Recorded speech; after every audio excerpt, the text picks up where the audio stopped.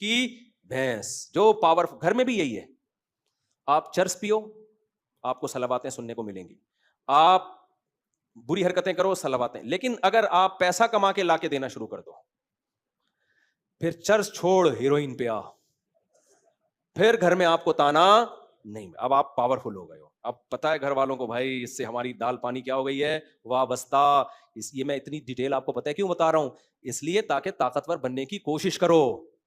سمجھتے ہو اس زمانے میں کمزور کا پوچھنے والا کوئی نہیں ہے. پیسہ کمانے کا جائز طریقے سے موقع ملتا ہے تو یہ نہ کہا کرو جو اللہ خربوزے سے کھلا سکتا ہے, ٹماٹر سے کھلا سکتا ہے, وہ خربوزے سے بھی پہلے ہی ہمارا پروگرام بڑا ہوا ہے اور زیادہ بڑھنا جائے. تو ملک کو بھی مضبوط بنانے کی کوشش کرو, خود بھی مضبوط بننے کی کوشش کرو.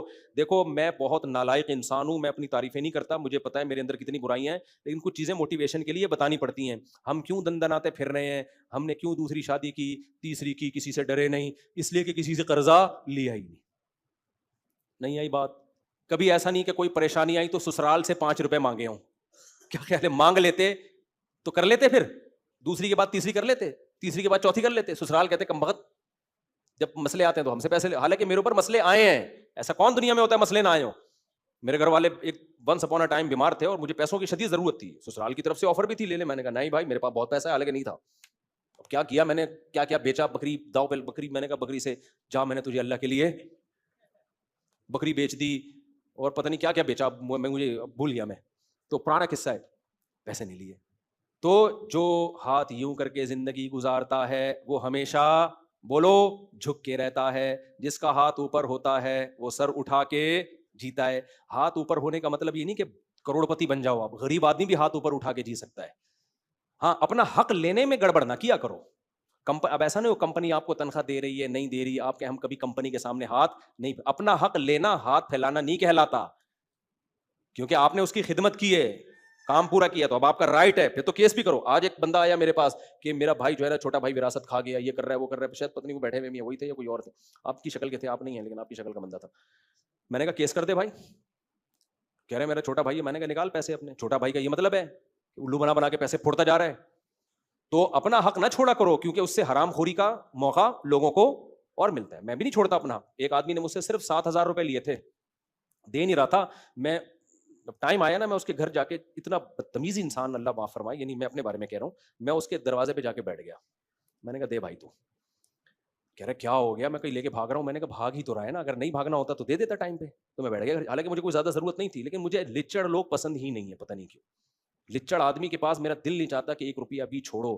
جو لالچ کر کے پیسے لے رہا ہے نا, گھما پھرا رہا ہے, اس کو دو ہی نہیں, اسے نکلواؤ. اور فقہ نے بیان کیا کہ اگر کوئی تمیز سے پیسے نہیں دے رہا نا, ٹیڑھی انگلی سے بھی گھی نکال سکتے. اس کی کوئی چیز رکھ لو, بیچ کے اپنا پیسہ پورا کر لو. میرے پاس لوگ آتے ہیں الحمدللہ, بہت الٹے مشورہ بھی دیتا ہوں میں, اللہ کا بڑا فضل ہے. لوگ آتے ہیں کہ میرے 6 مہینے سے پیسے کھا کے بیٹھا ہوا ہے, تو اس کی بائک میرے پاس آئی ہے, کیا کروں. میں نے کہا پی جا. میں نے کہا اتوار بازار میں بائک جا کے بیچ دے, جتنا تیرا پیسہ بنتا ہے رکھ لے, باقی پیسے لے جا کے پکڑا دے. اس کے بغیر پیسے نکالنا ممکن نہیں ہے. ایک آپ کو بتاؤں, ایک آدمی نا احمقوں کی فہرست تیار کر رہا تھا, لسٹ تیار کر رہا تھا, بڑے سب سے بڑا احمق کون, اس سے چھوٹا کون. تو ایک دن کیا ہوا, اس کے پاس کوئی بندہ آیا, 1 لاکھ روپے چاہیے, اس نے دے دیے.